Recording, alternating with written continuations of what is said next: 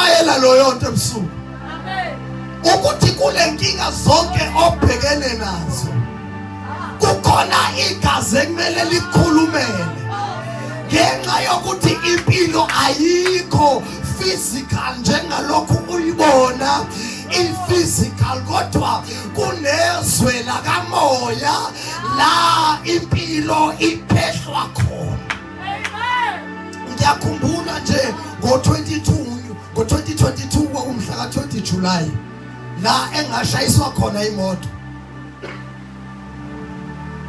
engathi mangabe sengihlala kahle noNkulunkulu ngambuza uNkulunkulu angibhayisi mina nje nguphakamane number 1 into ehlangene nokuqaqanjelwa ngibalekela ngenyawo zombili. So lengozi angibonanga ukuthi enzakale kanjani. Ngabe uNkulunkulu esengitshela ukuthi no, lengozi ibikade icalculatiwe ikhandiwe ukuthi ngalesi sikhathi futhi izobukeka kuyingozi nje njengezinye ingozi. Bengilusa amagusha kamkhulu ke lapha ekhaya ngiyowalanda ngesikhathi ngishawa imoto. Baba zivele laba bayikhandayo ukuthi amagusha akithi asaphazeka umgaqo.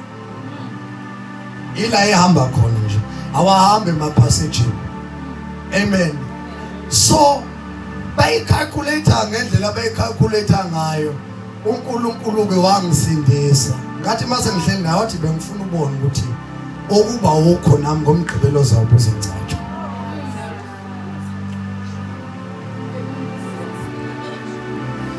Lento yokuba noJesu ayisikho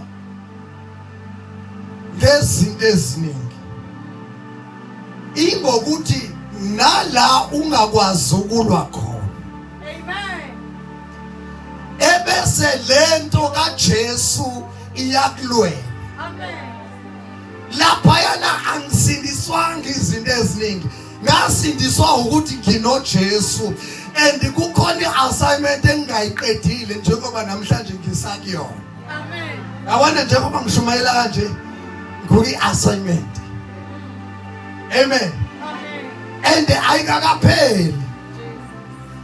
And lento yokuba noJesu ke yenza ukuthi nawe ekade ukude noma ngabe ke ubukude ngenxa yokuthi uneziphambeko nezono zenzile kodwa mangabe uza kuJesu amen ziyahlanzwa. Amen. Amen. Singafunda mfundisi wami kwabaseGalatia chapter 1 verse 5.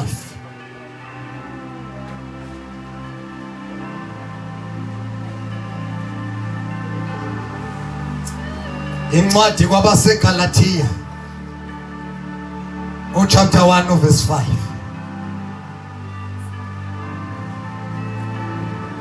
Khona imfihlo siyithola la. Galatians chapter 1 verse number 5. Yes.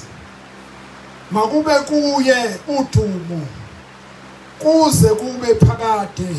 Amen. Ngicela ufunde verse 3 and 4. Verse 3 and 4. Makube kini umusa nokuthula okuvela kuNkulunkulu uBaba wethu naseNkosini yethu uJesu Kristu. Yes. Owazinikela ngenxa yezono zethu ukuze asophule kulelizwe elibi lamanje ngokwentando kaNkulunkulu uBaba wethu.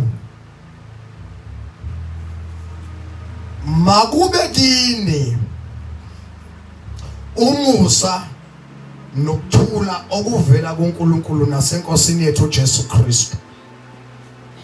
Amen. Amen. Okungayo leyo Nkosi yazinikela ngenxa yezono zethu. Amen.